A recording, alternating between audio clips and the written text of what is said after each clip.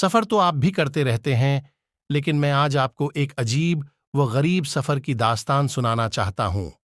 امید ہے کہ جہاں یہ واقعہ آپ کی معلومات میں اضافے کا سبب بنے گا، وہاں نہایت سبق آموز بھی ہوگا۔ صدیوں پرانی بات ہے، سخت گرمی کا موسم تھا۔ 3 طالب علم قرآن و حدیث کی تعلیم حاصل کرنے کی غرض سے اپنے علاقے کو خیرباد کہتے ہوئے سمندر پار جانے کے لیے روانہ ہوئے۔ وہ اس بات پر خوشی سے پھولے نہیں سما رہے تھے کہ 3 مہینوں کا راشن ساتھ لے کر جا رہے ہیں، اور اب تو کئی ماہ مسلسل علم حاصل کر کے وہ اپنی علمی پیاس کو قدرے بھجا سکیں گے۔ لیکن ہوتا ہے وہی جو منظور خدا ہوتا ہے۔ اس دور میں انجنوں کی مدد سے چلنے والے بحری جہاز تو ہوتے نہیں تھے، عام طور پر چھوٹی چھوٹی کشتیاں ہوتیں جو ہوا کے رحم و کرم پر چلتی تھیں۔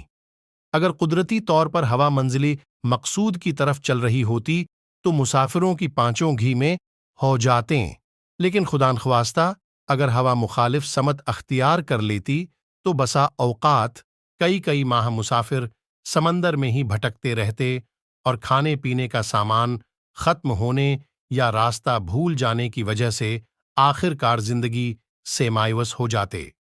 یوں سمندری لہروں کا شکار ہو کر جان سے ہاتھ دھو بیٹھتے۔ ان طلباء کے ساتھ بھی ایسے ہی حالات پیش آئے۔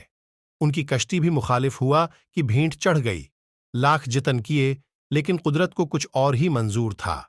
پورے 3 ماہ یہ ہوائی طوفان کشتی کو سمندر میں گھماتا پھراتا رہا۔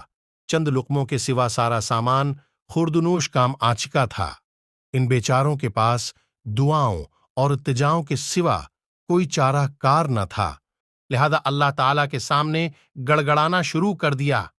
ایک تو وہ تھے مسافر، دوسرے سفر بھی طلب علم کا تھا۔